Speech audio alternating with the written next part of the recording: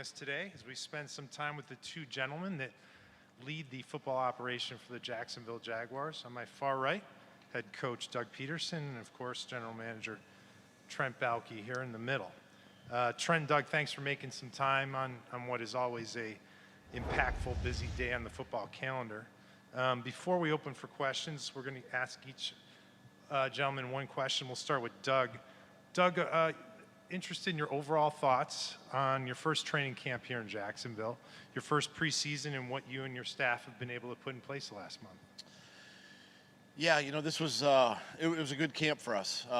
You know, there was a lot of things we had to overcome, you know, way back in the off season as a team, and I felt like we've been able to do that and really bond and come together and prepare, you know, our 11 offense, 11 defense, and special teams guys ready for, you know, the regular season. So I'm excited for that. I think the guys are in a good place, mentally and physically, and just looking for the start of the season. Trent, both you and Doug and so many others in the building have been working really hard the last few weeks. Lots of film, lots of evaluations and conversations to get this roster down to 53. As you sit here today, what's your outlook on the talent on the roster and the depth on the roster as we approach Game 1 in Washington?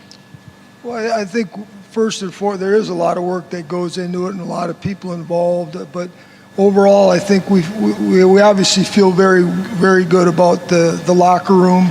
Not only the level of player in the locker room, but the level of person in the locker room. Very excited about the character of the football team. And, you know, there's still, as always, there's still work to do. The players in that locker room understand that. We understand that. We're going to continue to search for players, and it's their job to keep the position. Doug did a great job this morning when he addressed the team. And, you know, this was cut down day, and these 53 players are here, plus you're trying to put 16 more in there, but it doesn't end here. It's just the beginning. There's a lot of work that these young men got to continue to do to stay a part of this, and we're going to continue to look, as we always do, to continue to find players that can upgrade this roster. Thanks, gentlemen. Let's open the floor for some questions. Grab a handheld and direct your question to Doug or Trent. Thank you. Hey, Doug. Two undrafted free agents on the roster now, Josh Thompson, Deshaun Dixon. What did they show you throughout the course of camp to earn their spot? Well, they showed us that you know, that they deserve a spot. And, you know, as Trent alluded to, you know, the journey's just beginning for those young players, and really all the rookies that are on the team. And you know, now the hard work really begins to pay off, right? And honing in on games each week and game planning and just understanding, you know, their role within the structure of the defense. So great opportunity for both of them. Obviously both of them can help us, and you know, but at the same time, we want to make sure as a staff that they're fully developed, you know, going into the season. Trent, can you know, just talk a little bit about the thinking behind the Laviska Shenault trade and really everything that went into that? Well, we'd been fielding calls since free agency when we signed Zay and Christian. Been fielding calls quite a bit, and things picked up over the last week, and we just came down to a situation where we felt it was a good situation for us as an organization and a good situation for Laviska. Certainly enjoyed him as a player here in this organization and wish him nothing but the best. And Doug, was it important for you to just kind of see Laviska maybe in your system a little bit before, you know, any move like that was made? Yeah, you always want to see guys, you know, and see how they would fit into what we're doing offensively, and you know, he was a guy that obviously has a skill set that you know, any team would love to have, and you know, I wish him the best, obviously, and it's a great opportunity for him. Trent, just, you know, from what you've seen during training camp, how closely does this roster look in terms of the vision that you guys had, you and Doug, at the start of the year? I think it's getting there. It's getting to what we envisioned, and not only as players and what we're looking for physically, but you know, we keep alluding to the character of the football team, the character of the men in that locker room, the character of the men that got to go out into Duval County and represent the organization. That's important to us, and we feel really good about those men in that room. and we're going to continue to build upon that. And then the waiver wire obviously is a hot topic. How closely are you guys going to be following that, and sort of, how active can you be, and what sort of goes into those decisions? Well, there's a lot of players right now at 4 o'clock today that are going to become available, and we're going to, like we told the young men in that room today, we're going to continue to look to build onto the depth of this organization and this roster.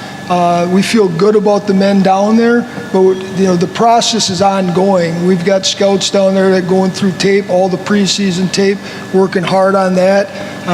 When we get done with this, we're going to go downstairs, and at some point around 6, 7 o'clock tonight, the cut list is going to come out, and we're going to scan through that, work with the coaches. They're all set for a long night as well, and we're going to do our due diligence. And if there's a player on the cut list that we feel can upgrade the roster, we'll make that decision.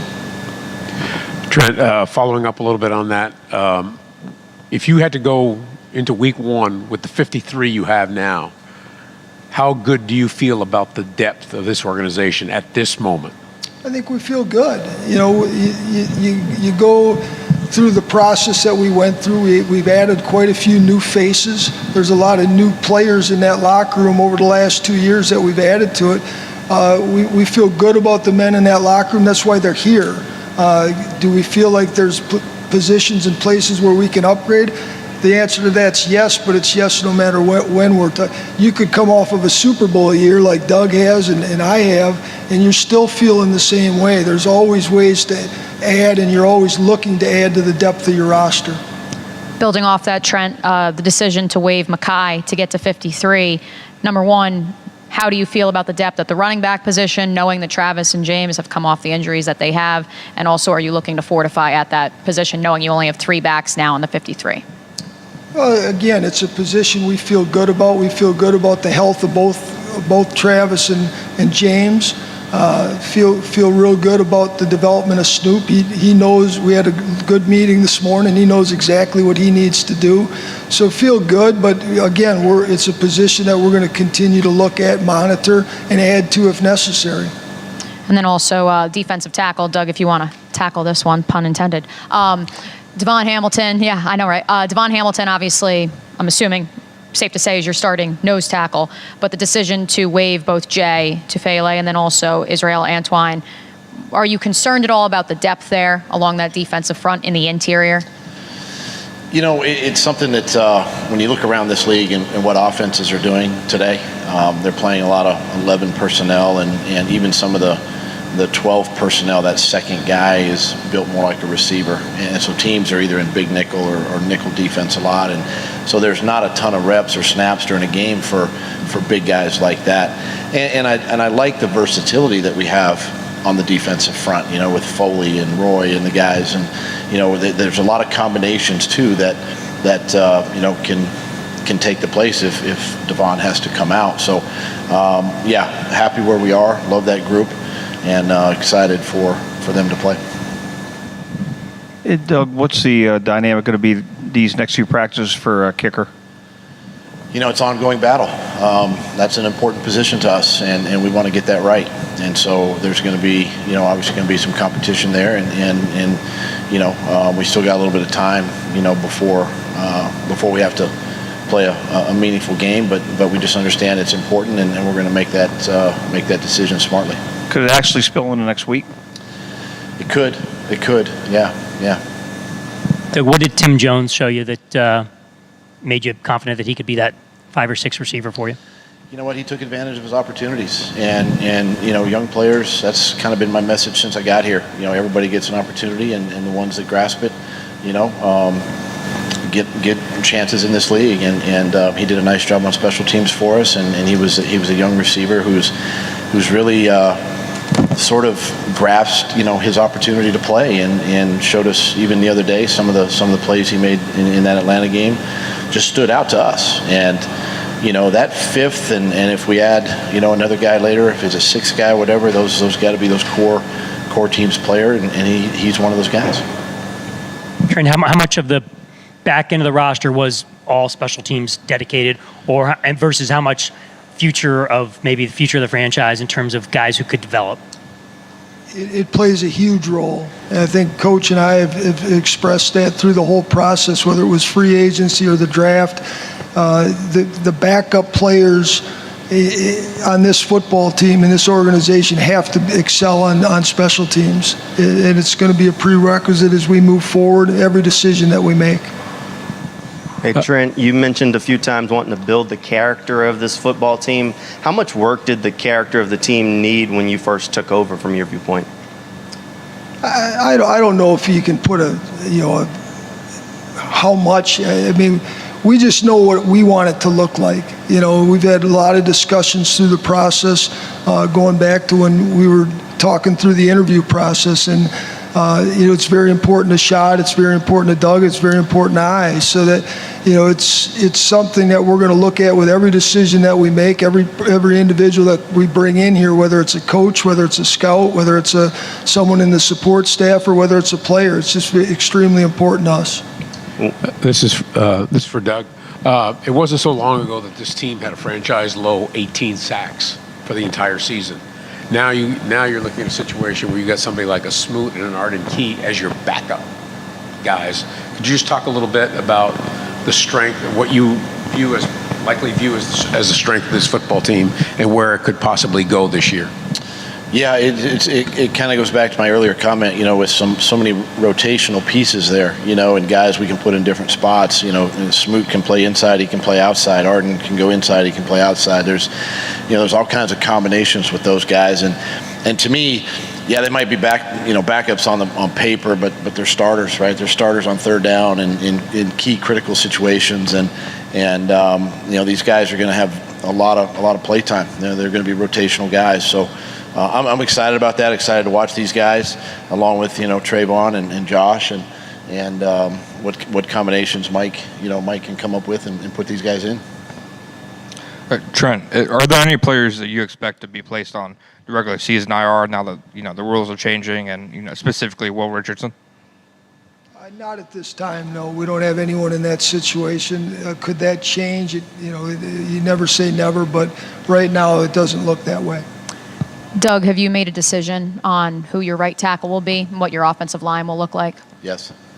Are you able to reveal it at this time? Not at this time. Okay. I'll hold that for next week. Okay. I won't press you. Hey, Trent, Trayvon Walker's been on the field a lot since the last time that we talked with you. What have you thought about the #1 overall pick? I know you spend a lot of time keeping an eye on those guys at practice. We like where he's at. We like where this group's at as a whole, this draft class. But like we told them today, and we continue to tell them each day, I guess, there's a lot of work ahead. We haven't played a regular season down yet. So like where they're at, feel Trayvon is developing. He's so versatile. He's got a lot of tools in his toolbox. He's just got to master his craft, and we can say that about a lot of these young guys, or all the young guys. And Trent, one other thing. When we talked to Ethan Waugh, he mentioned that he came here and that when he first got here, he could feel the energy in the building, and that was something that he kind of pinpointed on as when he sees a turnaround coming, is you can feel it inside the building first. From your perspective, can you feel the energy change inside the building, and is that something you've seen in your career where you kind of know, walking around the hallways, that there's success on the way? Well, I think championship teams carry themselves a certain way, right? There's a certain aura about them, a certain energy about them. Are we where we need to be? No. Is the energy lifted in the building? Absolutely. I think Doug and his staff have done an excellent job of messaging these players, and they're starting to believe. Are they there yet? That's for them to answer on Sunday. That's when we really find out where we're at as an organization, where we are as a football team. But we certainly like where we're at, but we know there's a hill to climb. Coach, with Visca gone, now what is Jamal Agnew's role going to be? What do you need to see out of him in the offense? And then also from a special teams perspective, I know in preseason he hasn't taken a lot of reps, but are you still expecting him to be the returner? Yeah, and to be kind of cautious, I'm not going to divulge a lot of play time with guys because we do have a meaningful game coming up, but he's going to be a big part of what we do, and obviously the special teams factor. and he'll get his touches there. But he's coming off a significant injury, and he's worked himself back to playing shape and playing time, and we purposely kept him out of the special team scenarios in training camp and these games, and gave him a couple offensive reps. But excited where he is. He feels really good, and looking forward to working with him. Doug, last year, I believe it was only one waiver claim that the team made right after the cut down day. What is your history when it comes to looking at waiver wires? I mean, are you saying like, hey, like we know we only have 5 wide receivers, we're looking at that heavily right now, or is it one of those things where you say we'll wait and see who's out on the open market in the weeks to come? It's a little of both, for me, and Trent alluded to this. I mean, our roster continues to evolve a little bit, even through the course of the first couple of weeks of the regular season. We've got 16 practice squad players that we've got to get in here, and always want to keep a couple extra young receivers there.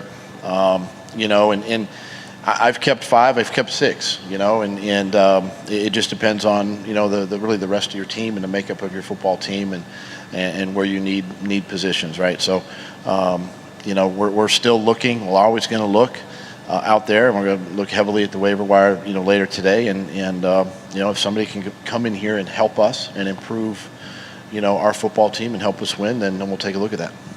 Doug, how much did having Agnew on the team already make it maybe a little bit easier to trade Laviska and just moving forward from there? I think it's 2 different players, honestly. I mean, you got power and strength in Laviska, and you got speed and quickness, obviously with Jamal, and it's 2 different guys, and it's an opportunity for both guys, really, as we head into the regular season. So I'm excited to see where Jamal goes and how he gets, sort of integrated into the system, and again with Laviska, just wishing him well, and hopefully he has success there in Carolina. Trent, do you get a sense that the guys that were here last year have kind of put all of that stuff behind them already? They've moved past it, or is that something that they're going to have to, you think might really happen once you start playing games and you get into the routine of the season? I think that's a question you have to ask those individuals, but I think as a team we're in a very good spot. I think they're looking forward to the season. They're looking forward to next Sunday when they get to go out there and play for something that matters. Now they count. Right, so I think the guys are excited. We had a great meeting this morning. The focus looked very good to me out on the practice field. I think they're dialed in and they know what's at stake. Trent, what stood out to you about Cole Van Lanen, just looking at him with Green Bay and maybe throughout the draft process that you guys wanted to go out there and get him? Well, we liked him. First of all, it starts with the draft process itself. We liked him when he came out of the University of Wisconsin.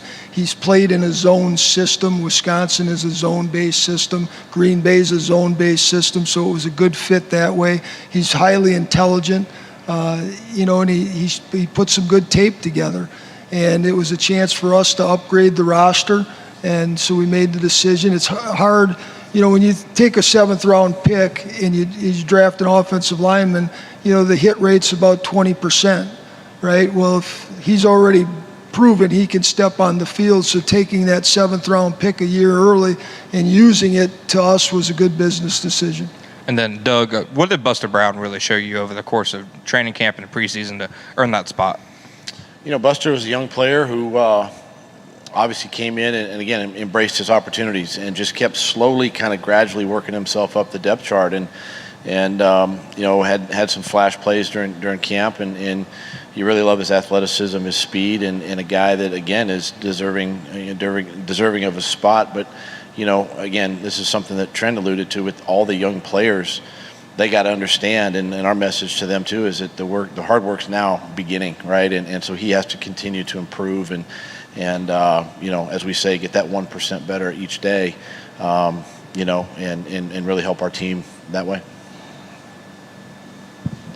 Since I know a lot of us weren't in Atlanta, your assessment of Devin after watching back the tape. I know I just talked to him in the locker room, and he said he thinks he's ready to go week 1. Do you think we'll see him on the field all 3 downs? Maybe. Okay. Health-wise, scheme-wise, yeah. But at the same time, what did you see when you watched the tape back? Devin, first of all, he came out of the game healthy. you know, and that was the number one thing. We wanted to kind of push him and see where he was at physically, you know, with the injury, and he checked the box. His play was good, you know. He does a great job with his hands, being able to shed blocks. His key and diagnose, being able to read and react and run and make tackles. You saw that in the game. He was physical, and all the things you want to see out of your young linebackers. So we feel really good in that room, and there's some guys there. And again, it kind of goes back to the D-line. There's some combination of guys now, even with Chad and, you know, working in the mix. And you know, all three guys are going to play, you know. But was excited to see him come out of that game healthy and then play well. And on Foley, update, just Foley's health. I know with the calf Good. strain. He went through workout today, went through practice today. He's feeling good. We're just progressing him day by day. We always talk about players and preseason reps and how important those are for them, but for you to get back calling a game and under the headset and really just running the show, how has it felt for you getting through the preseason? It felt great. It was fun to get back out there and do that again, and being able to be in the headset with Trevor and talk to him. And he can't talk back, obviously, so that's a good thing. But yeah, it was good. It felt comfortable, you know. Those Cleveland, Pittsburgh there, when those starters played, and when we got into a little bit of a rhythm and flow of the game, which is good. And you know, felt like it was just sort of old hat, you know. Nervous the first time to do it, but feel comfortable going into the season. Hey, Doug, when you first got here, you talked about having to regain the trust of the organization, the team, the players. How have you seen that grow over the last few months now that we're a week and a half until opening day? I put a lot on the players, you know, and really, you know, I thought about it a lot even back in February, March, before the players got in here in April. Like, how are they going to view me? How are they going to see me? What type of leader am I? And I think right away they saw the type of coach that I am, and you know, hopefully a high character person that they saw, and a guy they could trust, and they really embraced that, you know, and then it goes back on the player, right? The players have to buy into what we're bringing as a staff. Carries over into training camp, and I think they've seen just how I operate, how I conduct practices, how I conduct meetings. I'm very open with them. I give them a lot of information, so they, you know, I don't want anybody to fail, so I give them as much information as I can, so that they can stay up on everything. And so I think through all of that, and just the way I've messaged, you know, and kind of pick your spots when you want to back off on the guys a little bit and kind of gain their trust some there. You just kind of know that, right? And I think that's part of the former player, having been in the locker room and for 14 seasons, and sort of feeling that myself with coaches, you know, and then being able to bring that here. I think they have really worked through it tremendously. Trent mentioned it. I'll say it. They're in a good spot mentally and physically right now, and locked in, ready to go. For Trent, just curious what went into the thought process when you brought Arden here, why you brought him in here on a one-year deal. Was that sort of a mutual agreement between both parties, or did one want multiple years and the other one just want one? No, I don't like getting into those type of discussions, but you know, it was a mutual decision. I think Arden's a unique type of player. He came into this league as a fairly highly drafted guy. He struggled early in his career, and it's a great lesson for young players. You know, this league isn't for everybody, and it takes a sacrifice to get where you want to get. And Arden was willing to pay that sacrifice, and it led to a good season last year in San Francisco. And when we looked at that tape and what we felt he could bring, the versatility, the inside pass rush, the ability to play on the edge. Very smart player, a player that's proven to be a leader. It's been a very positive transition for us, and someone that we hope we can keep around here. Okay.